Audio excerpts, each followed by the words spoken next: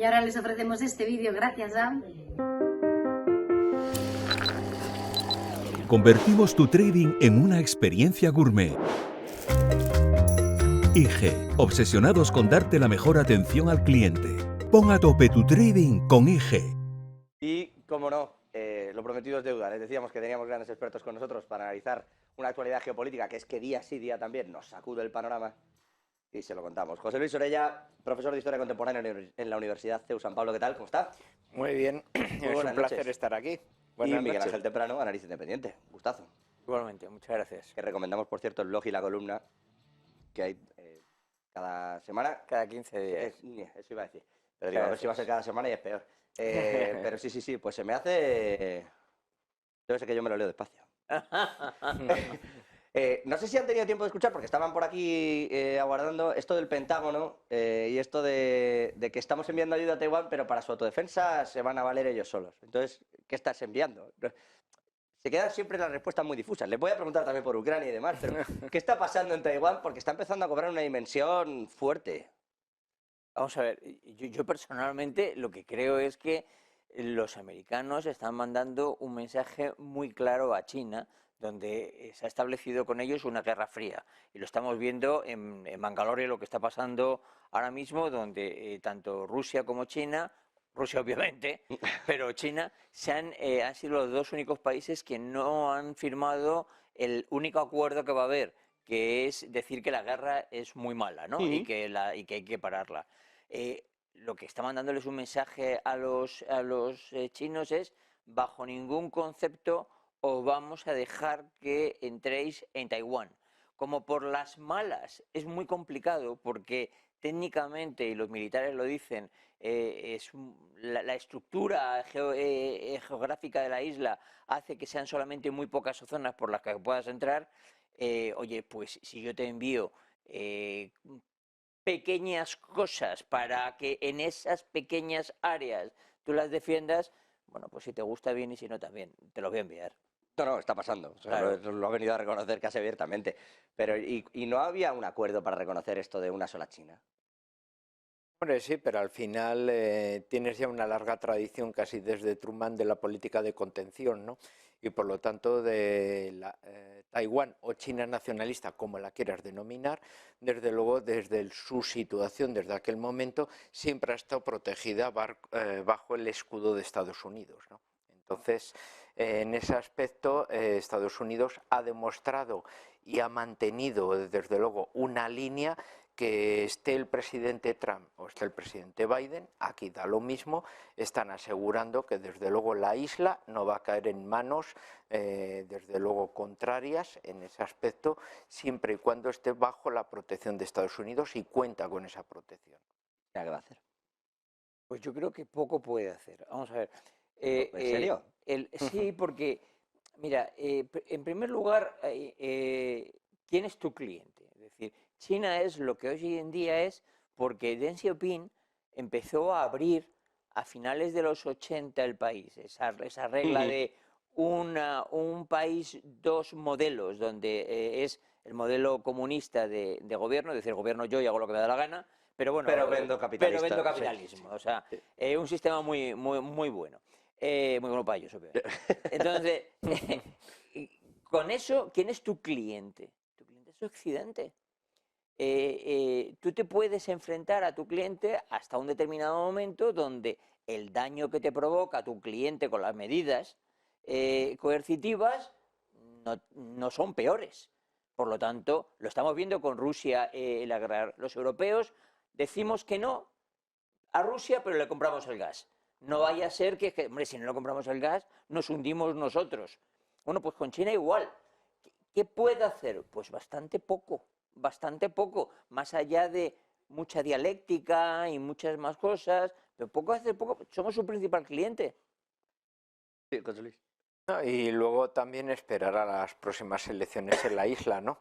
Tenemos en cuenta que hay allí dos espíritus, el viejo espíritu del Kuomintang, que siempre ha estado más o menos vendiendo la imagen de que ellos son los representativos de esa China nacionalista y que al menos incluso económicamente tanto la isla como el continente han tenido muy buenas relaciones en ese aspecto económicas, aunque sean desde luego países absolutamente independientes, y por otra parte tienes esas nuevas generaciones representadas por el Partido Democrático, que sí son los que tiran desde luego y buscan un poco en Estados Unidos ese arropamiento, ese apoyo a una nueva identidad que rompa con China. Desde luego habrá que esperar las próximas elecciones si el Kuomintang, que el viejo enemigo del Partido Comunista Chino resulta que siempre ha sido ahora casi el aliado a nivel económico, ¿no? El que queda, que por lo menos sigue defendiendo que la isla es una isla china, ¿no?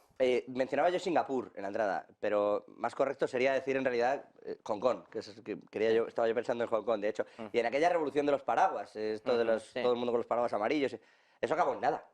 Quiero decir, acabó en nada para Hong Kong. Quiero decir que se metió China y lo hizo sin un armamento, sin policías. Es verdad que tuvo que aplacar una serie de protestas fuertes durante unos días, pero al final se hizo con el control de esto a través de la delegación de seguridad que pone China y que terminó poniendo una suerte de presidenta de Hong Kong.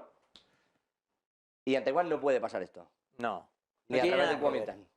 No tiene nada que ver. Hong Kong es una ciudad, perdón, además la conozco muy bien porque llevo un par de veces durante muchos años, donde la, digamos, invasión china es una invasión constante. En Hong Kong, donde se habla chino e inglés, muy pocas personas hablan inglés, lo cual significa que no son hongkoneses, sino que son chinos.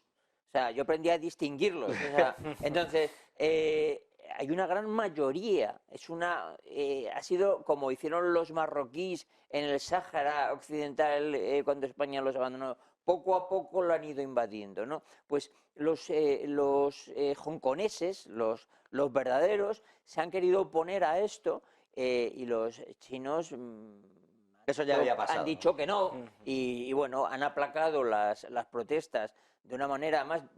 Cuidado, las protestas se celebraban en el sitio donde, me hacía gracia, al lado del centro comercial más caro que hay en el mundo, que es el IFC. O sea, es que más me llamaba mucho la atención. Bueno, es donde tenían justo la calle esa, termina ahí en la suerte de parlamento de Hong Kong. Sí, sí, es verdad. Y terminaban todos allí con la puerta y los paraguas. Y esto no puede pasar en Taiwán. No. Mira, todas las veces que he estado trabajando con empresas taiwanesas, todos me hablaban, además, de las empresas del continente. Yo el primer día dije, pues ¿qué es esto del continente? Pues obviamente la China. No, esta pieza la fabricamos en el continente. Era la palabra que empleaban ellos, o que emplean, vamos. Entonces, los taiwaneses son independientes, pero notan que hay una hermandad comercial, que no significa política, con con China. Pero ellos se consideran completamente autónomos, independientes. Y estoy convencido, yo no he ido después de la pandemia, por lo tanto, no sé cómo ha afectado todo lo que está ocurriendo ahora en su espíritu nacional, pero solamente lo ha podido acrecentar. Seguro, con el asunto de la política cero COVID. Bueno, y ya saltando al otro asunto. Dice el Pentágono que me imagino que han tenido tiempo de ver esto de que dice Vladimir Putin que unos soldados ucranianos han traspasado la frontera, han entrado en esa región de Briansk y han disparado a varias camionetas, a varios vehículos de civiles rusos. El Pentágono dice que no ha sido Ucrania dice que esto es un montaje. ¿Qué está pasando? Porque explicaciones no hay, esto es como el Nord Stream. Podemos elucubrar, pero nadie termina de ponerle un cascabel a estos gatos. Hombre, si te metes un poco en las redes, estaban apareciendo ahora como connotaciones de podemos decir, unas siglas especiales que sería el Cuerpo de Voluntarios Rusos, ¿no? O sea, unas siglas que aparecen ahora que serían, se puede decir, rusos antiputinistas residentes en Ucrania y que por lo tanto habrían sido ese elemento autónomo utilizado por los ucranianos, por lo tanto estarían diciendo la verdad con esa restricción mental de que ellos no habrían sido. Claro, no es Ucrania porque no son ucranianos. Porque los que habrían realizado esa cuestión no eran ucranianos y realmente rusos antiputinistas, ¿no? En esa situación. Entonces, lo que ya no sabemos es la realidad. Si es un ataque de falsa bandera realizado por los propios rusos para podemos decir, acrecentar su victimismo, o realmente sí, igual que estamos viendo, bueno, pues cómo se está llegando voluntarios por ambos bandos de diferentes circunstancias, chechenos yihadistas por el lado ucraniano, los de Kadyrov por el otro lado, etcétera, y bielorrusos, y del mismo modo, pues ahora se puede visualizar, bueno, pues de repente una especie de rusos antiputinistas que estarían siendo, bueno, pues utilizados para intentar recrear una especie de oposición violenta dentro. Pues no lo sabemos porque nos falta información, pero sí que ahora nos va a faltar. a niveles de redes es lo que se estaba moviendo ahora, ¿no? Sí. Podemos decir que intenta responder racionalmente a una y no quiere decir que sea verídico. No, claro, pero puestos a especular, ¿le saca poco rédito Ucrania hacer eso? Sobre todo, ¿para qué hacer eso? ¿Qué sentido tiene? Y tampoco tiene mucho sentido que sea un ataque de falsa bandera, ¿no? Hacia sí mismos. O sea, que Rusia se haga eso. Bueno, el único que es un elemento, como hemos visto, muy propagandístico, que ha cubierto y que desde luego ya nadie está hablando, pues, de lo que está pasando en la ciudad de Bakhmut. Entonces, por lo tanto, son acciones un poco propagandísticas que momentáneamente están tapando, bueno, pues la realidad del combate en el frente del Donetsk, ¿no? Mira, yo las casualidades no me las creo. Generalmente las casualidades no ocurren. Esto ocurre exactamente el mismo día en que se reúnen en Bangalore, en la reunión del G20. En Nueva Delhi. En Nueva Delhi. Es verdad que en Bangalore fue la semana pasada con los exteriores. Perdón, sí. Donde hay una reunión donde Blinken intenta reunirse con la Lavrov, sí. A mí me ha hecho mucha gracia porque... 10 minutitos de puerta cerrada. Pero 10 minutos, o sea, yo no tengo ni idea si Lavrov habla o no habla inglés, sé que Putin lo habla perfectamente, pero por un tema de nacionalismo, cuando hablan entre ellos, hablan con intérprete. En 10 minutos se han tratado 3 temas, con intérprete por el camino. O sea, esto es como cuando Sánchez fue desde el baño al otro y le habló del mundo tal. Con Biden, ¿no? Fue eso, Sánchez con Joe Biden. Sánchez con Biden, y cuando dijeron lo que había hablado, dije, joder, pues menos velocidad. Pues vaya paseo. Pues ha hablado de que hay que soltar al exmarine que se le acusa de espionaje. Ha hablado de que por qué no firman el tratado nuclear, y además han hablado de Ucrania. Y por el camino, detrás de eso ha salido la portavoz del ministro de Exteriores para decir que no hay nada que tratar en ninguna reunión. Y Putin ha dicho que se olviden de él, que no tiene nada que tratar, mientras que Ucrania no reconozca el nuevo orden territorial. O sea, justamente ocurre ese incidente el mismo día. Bueno, yo creo que esto va a pasar como pasó con el misil ese que no se sabe en Polonia, que no se sabía muy bien de quién era. Bueno, pues, se supo, ¿no? Más o menos. Al final, la versión aquella oficial del antimisiles de Ucrania nos la creemos. Pero bueno, no lo sé. Mira, habéis puesto antes un subtítulo que me ha llamado mucho la atención, de los 619 millones que ha mandado en armamento de Estados Unidos a Taiwán. ¿Sabes cuánto ha mandado Estados Unidos a Ucrania? 30.000 millones de dólares en armamento. Es brutal. Han enviado 200 helicópteros. Bueno, no hacemos esa inversión en España. No, pero bueno, es que en España no tenemos 200 helicópteros de combate. Por eso. O sea, han mandado 1,5 millones de disparos de 155 milímetros. Es que estamos hablando de cifras fantasmagóricas donde no hay capacidad fabril de ningún país en el mundo de fabricar esas cantidades en un año, que por lo tanto están tirando de recursos que tienen ellos en sus polvorines. Es brutal. Bueno, se lo decía el ministro de Defensa alemán el otro día, bueno, antes de ayer, que estaban ya poniendo las fábricas a toda máquina porque había que efectivamente empezar a rearmar de munición, sobre todo, a todos los países que se han dedicado a dar munición, y cuando miras no tienes para cargar una pistola. Sí, así es. Bueno, pues, y cuando dices, por cerrar este asunto, Miguel Ángel, cuando dices, yo no creo en las casualidades y esto pasa el mismo día que... ¿Pero por qué? ¿Para qué? Propaganda. Es decir, Putin necesita mantener el espíritu, que yo no sé hasta qué punto... O sea, que no le den por negociado ya la paz, ¿o qué? No, vamos a ver. Él ha dicho de una manera muy clara que no lo va a hacer. ¿De acuerdo? Y ya yo creo que ya inclusive Wang, el ministro de Exteriores chino, dijo que nadie piense que la guerra puede acabar con una derrota rusa. ¿De acuerdo? Eso yo creo que lo hemos pensado todos desde el primer día.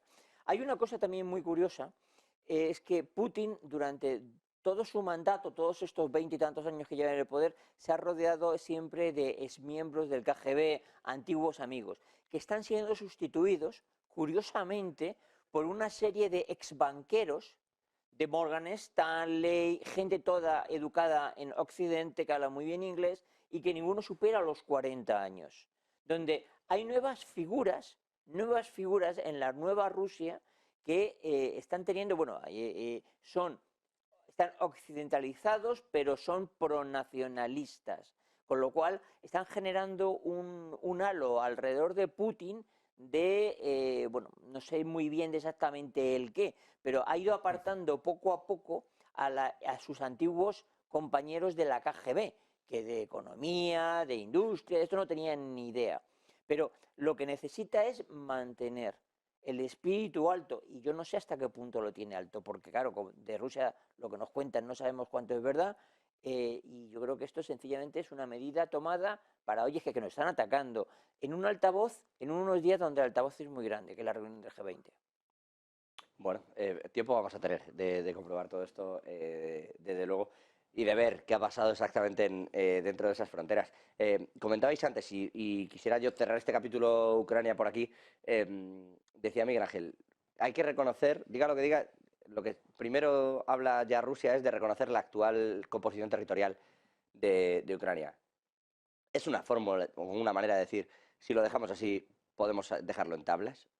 Hombre, es lo que puede vender ante la sociedad, ¿no? Tiene los recursos de agua, desde luego, de los cuales dependía la península de Crimea, tiene desde luego el pasillo terrestre que llega desde luego hasta la Federación Rusa, uniendo perfectamente la península, y la zona del Donbass, que siempre ha sido la zona, después de Crimea, mayoritariamente más prorrusa, debido un poco a todo el problema de las minas, con un sentimiento además incluso de nostalgia hacia el pasado de la Unión Soviética, por la propaganda que se desarrolló, por la gente que estuvo allí, etcétera, ¿no? Así que más o menos casi ha ofrecido, hombre, si a mí me concedís esto para que yo pueda venderlo a nivel interno, como podemos decir un objetivo menor, pues ya podemos decir, podemos cancelar la cuestión, ¿no? El problema ya es, claro, que estás obligando al gobierno ucraniano a aceptar una paz por territorios, teniendo en cuenta si eso va a ser una palabra que se va a mantener o no,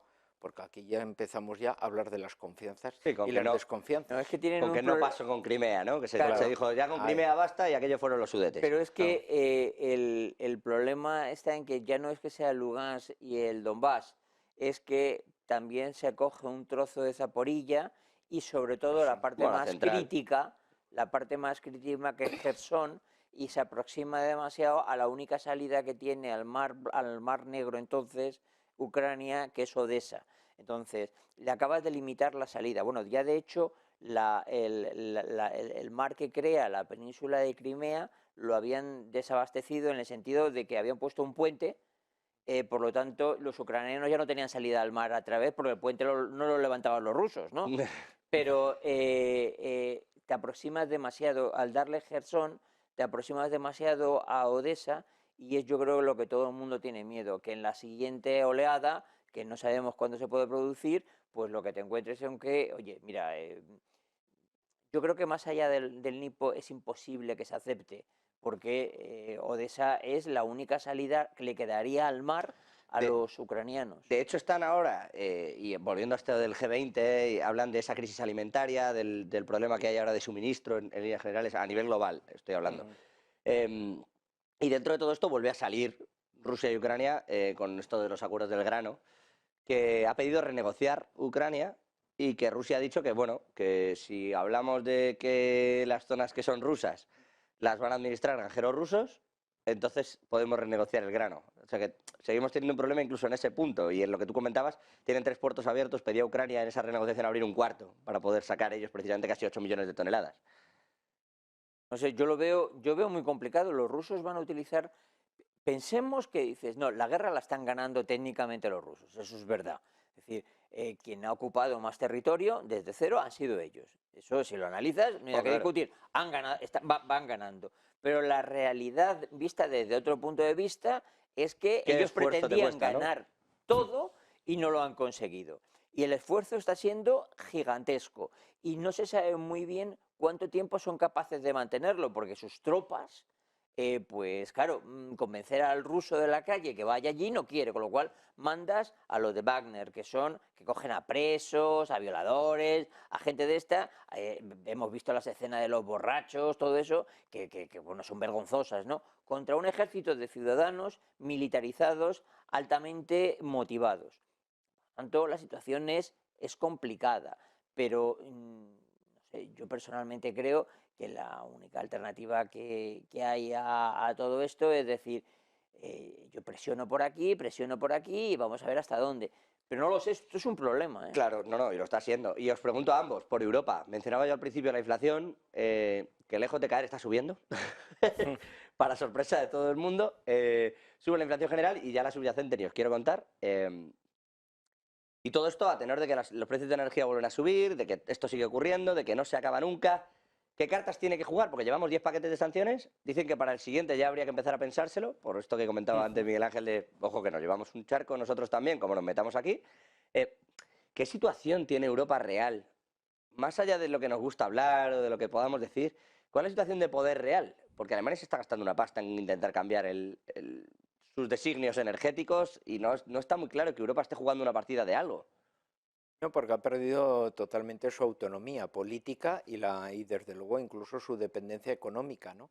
Y en este caso además va a tener una presión mayor porque también está el cansancio un poco de lo de la guerra. Inicialmente, desde luego, el apoyo era muy unánime, más apoyado por los medios de comunicación, a la situación que estaban pasando los ucranianos, pero después de un año de la guerra, pues ya se está produciendo desde luego un bajón y la depreciación del nivel de vida que está llevando la gente está llevándoles desde luego a la realidad de sus problemas reales, que es quiero mantener mi trabajo, quiero pagar mi hipoteca, quiero llegar a final de mes y desde luego ni siquiera con mi sueldo me llega con el precio de la compra, por lo tanto... Pero ¿y veis posible recomponer esto? O sea, cuando se habla del Green Deal, cuando se habla de nuevas medidas, cuando se habla... O sea, ¿veis posible que de verdad en Europa esto se recomponga o vamos a tener que depender de un aliado? No, o sea, yo voy un paso más atrás, que yo he defendido desde hace más de año y medio. La inflación que tienen los americanos es completamente diferente a la inflación que tenemos los europeos. La inflación de los americanos es una inflación de shock de demanda. No la paran, ¿eh? Claro, provocada por un ahorro embalsado de unas cifras trillonarias. Entonces, una locura. Mientras que la inflación que tenemos los europeos es completamente opuesta, que es un shock de oferta. Los americanos, ese tipo de inflación se controla técnicamente subiendo los tipos de interés, es decir, con política monetaria, restringiendo la masa monetaria en circulación y subiendo los tipos de interés de referencia para evitar que haya menos dinero en circulación. Lo están haciendo, pero parece que es insuficiente, pero en los europeos no. Los europeos estamos subiendo los tipos de interés única y exclusivamente porque el shock de oferta tú solamente lo puedes eliminar, esa inflación por shock de oferta, aumentando la oferta. Pero claro, la oferta necesitas que sea de elementos energéticos, que son los que no dispones porque te has opuesto a lo que los americanos hicieron, que es el shale oil y el shale gas, el famoso fracking. Sí, con lo pero cual, aquí decidimos que era muy contaminante. Por lo tanto, la única alternativa que te queda es, bueno, ¿y cómo lo sostengo? Pues no tienes, no existe la manera. Entonces, ¿y por qué subimos los tipos de interés? Bueno, por una manera muy clara. El segundo factor inflacionista que tenemos es el tipo de cambio. Por lo tanto, si tú pagas tu producto energético en la moneda americana, te encuentras con que si se te va al 0,98 como llegó a estar, pues te crea un segundo factor inflacionista. Por lo tanto, oye, yo tengo que subir los tipos de interés para sostener mi moneda porque ya por una parte me llega una inflación brutal. En eso sí están, efectivamente, y es casi lo único. Pero es que no se puede, es que realmente yo creo que pueden hacer muy pocas cosas. Luego viene España, donde la inflación de segunda ronda la generamos directamente desde el gobierno, subiendo el salario mínimo interprofesional. Quiero preguntar ahora por España, porque tenemos un charco importante. Sobre el Banco Central Europeo, la Reserva Federal, José Luis, no sé si quiere decir algo. Prefiero dejar mira, a especialistas profesionales de eso. Os quiero preguntar, bueno, dentro del apartado geopolítico me falta el asunto de aviones. Yo no sé si queréis os saco este tema antes de ir a España, pero os quiero preguntar por España y por un poco el sentimiento que hay con este asunto de la economía y las empresas y Ferrovial, que se va o no se va, y unas declaraciones de Pedro Sánchez que no sé si las habéis visto, pero... con el tema de los aviones, ayer dijo París, oficialmente admitió, que está negociando para entrenar pilotos ucranianos. O sea que, poquito a poquito, yo os he oído decir aquí, esto va por pasos de cosas que no ocurrirán, cosas que podrían ocurrir, cosas que finalmente ocurren cuando no iban a ocurrir, ¿no? ¿Esto es lo que está pasando con los aviones?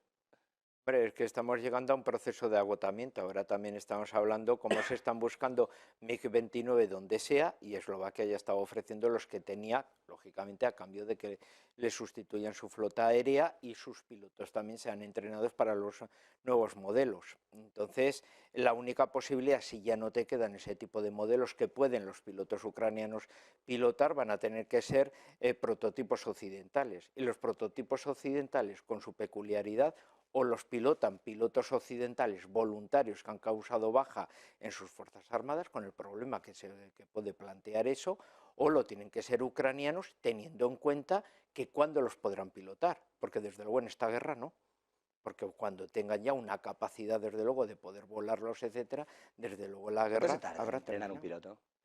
Porque Vamos a ver, años. estamos, ese es el tema. ¿Años o qué? la única alternativa que tienes de los pilotos ucranianos vuelan MiG-29, que son aviones de tercera generación, vamos por la quinta y estamos preparando la sexta, y que serían comparables a los F-18 que tenemos los españoles, ¿de acuerdo? ¿Cuándo eres capaz? Cuidado, no solamente, porque hoy en día ya no hay prácticamente combates aéreos, pero ahí sí que producirían combates aéreos. Es decir, vas a enfrentar a un piloto ruso entrenado en un MiG-29 contra un piloto, o cuidado, o con un avión de quinta generación que los tienen, los Suk-20, contra un piloto... en un avión peor y que acaba de salir. En un avión peor que el Suk, por el caso, dice, o en un MiG-29, en un combate aéreo con un avión que puede ser un F-16 o un F-18, porque ya solo faltaría que le demos los F-15, ¿no? Entonces, vamos a ver, me parece sencillamente una locura, no veo... No es una cosa que no veo nada claro. Los rusos tumban a los ucranianos en una patada, y insisto, en un combate aéreo entre un Suk y un F-18 no hay posibilidades. Se está viendo casi continuamente, cada vez que los aviones ucranianos intentan hacer algún tipo de apoyo aéreo, están perdiendo sus unidades. Entonces el precio que están pagando en personal especializado está siendo brutal y no es reponible. No, en eso están. Miraba yo, os quería preguntar, antes de dejaros marchar, la situación en España, vosotros, ¿cómo la veis? O sea, al margen, primero por la parte geopolítica y geoestratégica, lo que nos está pasando con el gas, lo que nos pasó con Marruecos, el cambio en Argelia, todo este asunto y la aportación nuestra a Ucrania, ¿cómo la estáis viendo? Pues fatal, o sea, quiero decir, por la línea europea tenemos que estar con el resto de los países europeos, eso queda claro y en eso estamos. Pero, por ejemplo, la cuestión de orientación hacia el norte de África, claramente ha habido una equivocación clara. O sea, la situación geopolítica, teníamos al menos unas relaciones, desde luego, muy privilegiadas con Argelia, un país, además, que al ser productor de gas nos estaba viniendo muy bien, y además a nivel geopolítico esa alianza nos ayudaba también, bueno, pues a tener unas relaciones desde luego con Marruecos bastante más medibles, ¿no? Porque le obligábamos también a Marruecos, bueno, pues a bajar también un poco su tensión y el que nos tratase de otra manera completamente diferente por nuestras relaciones estrechas también que teníamos con Argelia.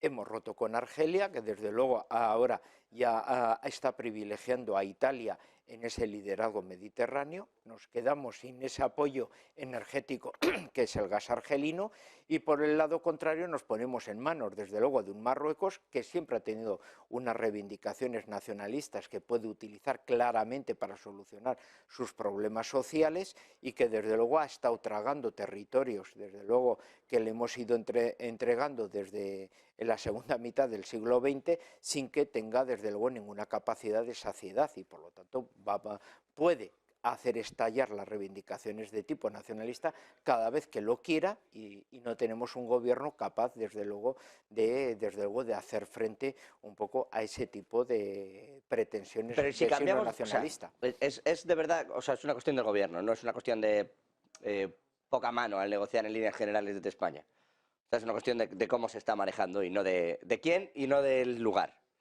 Hombre, en mi entender se está llevando de una manera mala. Negativa. Teniendo en cuenta que tenemos muy buenos profesionales a nivel de diplomacia, de política internacional, que conocen perfectamente la situación del norte de África, conocen perfectamente a sus pares marroquíes y saben cómo llevar, desde luego, una negociación de ese tipo para ver esa tensión y ese equilibrio de países que estamos condenados a entendernos por la situación, y más cuando tenemos países aliados y amigos que compartimos en ese aspecto. Ellos sí que lo están aprovechando de una manera muy bien. No, Italia lo está aprovechando claramente. Mira, o sea, cada contrato que hemos dejado lo ha cogido Italia. Durante el tiempo que gobierna un gobierno, independientemente, dejamos fuera la ideología, es una administración, son gestores. Y ahora mismo, en mi opinión, no podemos estar en peores manos, pero en absolutamente todo, porque la diplomacia, que tenemos un equipo de diplomáticos fabuloso, no es quien maneja la diplomacia de este país. De hecho, lo que ocurrió con Marruecos es alucinante cuando nos enteramos que el ministro de Exteriores no estaba enterado hasta que se produjo. Es decir, oye, mira, me han pillado el teléfono, ¿qué hacemos? Oye, llamas al ministro de Asuntos Exteriores, lo discutes y vamos a ver a saber que tenía el teléfono, pero vamos, ya me da igual, ya me da exactamente igual el teléfono. Es decir, oye, vamos a ver cómo lo manejamos. No, o sea, el problema es que la administración es mala, y es mala en todo. Tenemos muy malos profesionales dirigiendo las primeras, las segundas y las terceras líneas. Y es que resulta de que el presidente del gobierno no tiene la capacidad, porque oye, un gobierno de coalición significa que se coaligan las cosas, no que son independientes. Por lo tanto, yo como presidente tengo que tener la capacidad de hacerlo, o sea, no solamente formal, sino que además ética, de decir, oye, mira, ese secretario de Estado, que aunque es de tu partido, fuera. Eso no está ocurriendo. Estamos viendo barbaridades. No, hombre, lo que hay en son todos los bloques, sentidos. claro. Pero claro, pero es que es como si hubiese dos gobiernos diferentes. Y eso, en una situación, lo hablábamos antes entrando, que estamos viviendo. Yo intento mirar los últimos 40 años y la situación geopolítica y económica yo no la veo no la he visto tan compleja en mi vida. Hay demasiados frentes abiertos y en ese momento donde nuestra economía se puede hundir, vemos locuras todos los días, pero todos los días. Y dices tú, ¿pero en manos de quién estamos? Mira, el equipo económicos siempre se ha manejado por profesionales muy buenos, independientemente de un partido o de otro, fundamentalmente porque si te das cuenta en las políticas económicas lo importante son las macros, luego en sanidad el importante es el médico, es decir, tú marcas una línea pero lo importante es el que atiende al paciente, así en todas las estructuras. Bueno, pues el equipo económico que era bueno per se está demostrando que se ha ideologizado de tal manera. Bueno, lo han ido cambiando también. Sí, pero está tomando una serie de medidas totalmente irracionales. Vamos, que ha tenido que llegar una de las sustitutas de Nadia Calviño a decir, ¿qué está haciendo usted? Que es lo que vino la mujer el otro día, no me sé el nombre, de la Comisión Europea. ¿Qué está haciendo usted aquí? O que la ministra de Igualdad diga, a mí me van a decir usted lo que yo tengo que hacer. Pero bueno, son locuras. Entonces, estamos en las peores manos en el peor momento. Y no hablo de un tema de ideología, hablo de un tema de gestión. Porque al final, esto es gestión. Sí, sí. Pero es que, por eso, miraba yo antes aquí, me van a perdonar porque no me queda casi tiempo y no me quiero ir sin una valoración del asunto. Ha dicho textualmente Pedro Sánchez, han visto esto de Ferrovial, que traslada la sede a Holanda y que ahora quiere cotizar en Estados Unidos. Que la respuesta de todo el mundo ha sido, bueno, es que Ferrovial le debe mucho a España, está siendo un traidor y demás. Bueno, pues díganme la valoración y ahora les pregunto, pero es que ha hablado Pedro Sánchez al respecto de esto. Lo primero, aquí se está diciendo que ha recibido dinero público de los ERTEs. Eso ha valido para que los trabajadores de Ferrovial pudiesen seguir comiendo, no para que Ferrovial ganase dinero. Eso es lo primero. Lo segundo, cualquier empresa, igual que cualquier trabajador que trabaja para cualquier empresa, cuando hace un trabajo, cobra por ello. Y nadie debe nada a nadie. Es decir, si yo he hecho... que vas a un concurso público. Bueno, obviamente, si yo he pagado algo, y luego, en segundo lugar, es que se está obviando algo que ha hecho este gobierno hace 2 años. Este gobierno hace 2 años ha creado un impuesto del 5% a toda la repatriación de capitales. Yo soy el accionista, que en este caso BlackRock tiene un 3 y pico por ciento, y le digo, oye, mira, te tienes que ir de ahí. ¿Por qué? Pues porque yo quiero cobrar dividendos, y para cobrar dividendos tienes que repatriar primero el dinero, con lo cual el 5% lo estoy perdiendo. A ver, que tampoco es que en España paguen o sea, no se paga poco, no es que se hagan... Esto no es Irlanda, pero tampoco es un país con una fiscalidad para las grandes empresas... Que buena no es, No, ni ni muchísimo mala, menos. ni mala, quiero decirte que no es un país especialmente agresivo tampoco. No, que va, pero de hecho pero van a puede pagar ser más en mejor. Países Bajos. Van a pagar 3 puntos más en Países Bajos. Pero hay un tema que además lo ha dicho muy clarísimo, lo han dicho muy claramente ellos. La regulación, la seguridad jurídica es muy importante a la hora de invertir. Mira, hoy en día todos los grandes fondos te exigen a la hora de invertir muchas cosas. La aplicación del ESG, eso no creemos que es que las empresas son muy buenas, sino que los grandes fondos, para poder invertir en una empresa, te lo exigen, porque es su política a la hora comercial, a la hora de venderlo. Por eso lo implementan. Por lo tanto, los grandes fondos, y entre ellos BlackRock, que es el más grande que hay en el mundo, te dice, oye, mira, tú tienes que hacer que mi dinero, que no te olvides, es mío, lo rentabilices lo máximo posible. Y una cosa, los principales ahorradores del planeta y por lo tanto los principales inversores de estos fondos son los fondos de pensiones. Es decir, no son los multimillonarios, como dice la gente, son los fondos de pensiones. Es decir, la gente que está ahorrando para su pensión. Entonces, estamos vilipendiando a todos estos. Bueno, pues mira, oye, se van. La pregunta es, ¿qué han hecho ustedes para que se vayan? Bueno, dice, aprovecho y le pregunto a José Luis, pero dice Pedro Sánchez, en España hay muchos empresarios comprometidos con su país y no es el caso de Del Pino. Lo que para que, como bien ha dicho Miguel Ángel, hombre, las empresas y los fondos lo que necesitan desde luego primero es una seguridad jurídica y luego necesitan también una sencillez un poco en las leyes. Y España primero está rompiendo un poco su seriedad jurídica en este aspecto con el Ejecutivo que tenemos, y luego también tenemos un sistema descentralizado que va rompiendo incluso el propio mercado nacional, y que por lo tanto esa complejidad que tenemos incluso de ruptura económica a través del orden autonómico no nos favorece las inversiones, sino que nos ahuyenta desde luego y favorece inversiones en otros países aledaños, como puede ser incluso Portugal, que se está llevando también bastantes inversiones empresariales. Así que en ese sentido, desde luego, tenemos que favorecer la llegada. Pero vamos a ver, es que el patriotismo sería el traer los capitales, no precisamente el acusar a alguien que tiene una responsabilidad de ganar dinero para sus accionistas, el perderlo. Eso sería un mal profesional, no estamos hablando de patriotismo. Se ha estado llevando contratos públicos, como hacía la ministra Calviño esta mañana en una radio. ¿Pero se lo llevaba bajo mano o por eso le decía, público? Si son concursos públicos, la culpa no es suya. Pero es que esto del patriotismo... O eso, o está usted sugiriendo que ha habido una serie de connivencias un poco más peligrosas, y eso habría que investigarlo de otra manera. Esto del patriotismo, es decir, de dar lecciones constantemente de patriotismo, de todo esto, mire, déjese usted de historias y dedíquese a lo que tiene que hacer. Que vuelvo al tema, no es a ideologizar a la gente, es a gestionar el escaso dinero que tenemos. Y en muchos aspectos lo están literalmente tirando.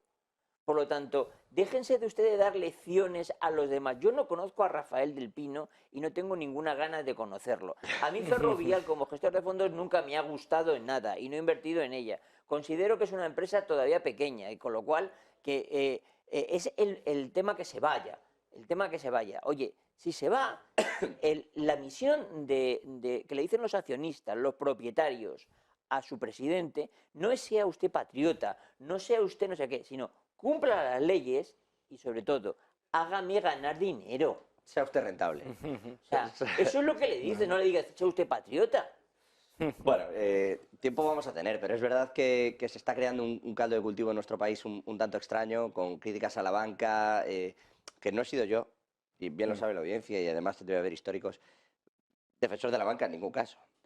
Siempre me ha parecido que, de hecho, aquí hablamos de que no se ayudó, no se rescató la banca, y hombre, relativo, porque a través de DTAs y demás se regalaron compras, se regalaron clientes y se regaló mucho dinero. No se les rescataría, pero se les ha hecho muy rentables a algunos, y además con algunas garantías de seguridad. Si había algo mal en los libros, era fraude y el Estado pagaba. Y eso se hizo con Popular, ¿no? Nos hicimos contra la deuda, no. Porque si el libro estaba mal, al final con la deuda nos hemos hecho nosotros. Así es. Entonces se ha Ahí hecho con el está. Popular. Con la deuda nos hemos quedado nosotros también. Entonces todo esto, bueno, yo nunca he sido muy defensor, pero claro, si están día y noche diciéndote que te van a poner un impuesto, que te van a poner un impuesto, que te ponen un impuesto, luego quieren ahora ir a los ingresos, y pues Ferrovial se va, y igual lo mismo, con Mercadona tampoco. Yo nunca he sido, insisto, de este tipo de cosas, pero claro, comprendo que si te están diciendo todo el día que eres el que está arruinando el país, al final te vayas. Ahí está. Y es como estamos en periodo de elecciones, también estamos con un discurso muy agresivo, tomando como unas cabezas de turco en los grandes empresarios, porque tenemos un cortoplacismo que son las elecciones que las vamos a tener enseguida. Pero eso luego puede tener una factura muy cara. La va a tener, tiene toda la pinta de que la va a tener. Y ya veremos cómo salimos de esta. Pero bueno, yo mientras dure menos lo de Ucrania, esto ya se irá pasando, porque decía Miguel Ángel, bueno, es que cada día es como una cosa nueva, es que en realidad yo creo que estamos tapando. Antes tenías un problema y o lo resolvías o te ibas a la calle, pasabas. Ahora tienes un problema y lo tapas con otro. Entonces... Efectivamente. está. Ahora, la ley esta que por suerte se sigue diciendo todos los días los violadores que tienen, Uy, que me salen va a meter a en la un jardín, calle. ¿eh? O sea, no, pero ahora resulta que esa se va a tapar con el tío Bendy o como se llame, el Bernie. Y dice, pero es que un escándalo se tapa con otro, y otro con otro, y otro con otro. Es que son escándalos, Y uno así detrás de estamos. otros. Verá que el día menos pensado no tengo plato. Miguel Ángel Temprano, José Luis Orellán. Gracias a los dos. Es un gustazo siempre tenerles por aquí, analizar la actualidad geopolítica y más después de un día con el Pentágono, que si Taiwán...